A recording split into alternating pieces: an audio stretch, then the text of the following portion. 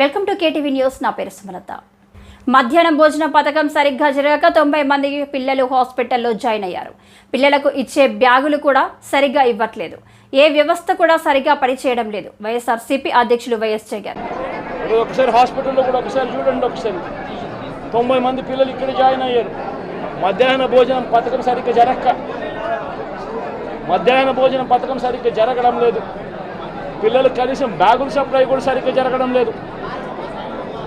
ఇచ్చేటోడు ఎవడు ఇవ్వడం లేదు సరిగ్గా ఏది వ్యవస్థ అనేది ఏది సరిగ్గా జరగడం లేదు.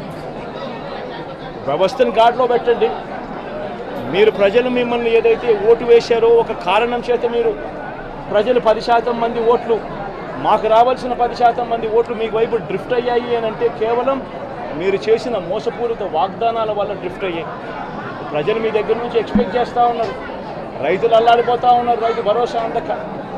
పిల్లలు అల్లాడిపోతూ ఉన్నారు, పిల్లలు బడులు స్టార్ట్ అయ్యాయి కానీ తల్లులకు అమ్మఒడి కార్యక్రమం ద్వారా వస్తూ ఉన్నది రావడం లేదు. తల్లులు ఎదురుగా ఆశగా ఎదురు చూస్తూ ఉన్నారు. వాళ్ళని చూసుకోండి. అక్క చెల్లెమ్మలకి ఇస్తామన్నారు నెల 1500 రూపాయలు, అది ఇచ్చే కార్యక్రమం చూసుకోండి. ఇంటింటికి ఉద్యోగం అన్నారు, ఉద్యోగం ఇవ్వకపోతే 3000 రూపాయలు ప్రతి ఇంటికి నిరుద్యోగ వృత్తి అన్నారు. ఆ పిల్లలందరూ ఎదురు చూస్తూ ఉన్నారు.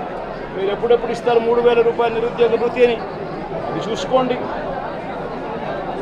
ఇటువంటి ఏవి కూడా మంచి కార్యక్రమాలు ఏవి కూడా చేయకుండా రాష్ట్ర వ్యాప్తంగా భయాందోళన మాత్రమే క్రియేట్ చేసే దుర్బుద్ధిని చేసే దుశ్చర్యను ఆపండి అని మరొక్కసారి హెచ్చరిస్తూ చెప్తా ఉన్నాం.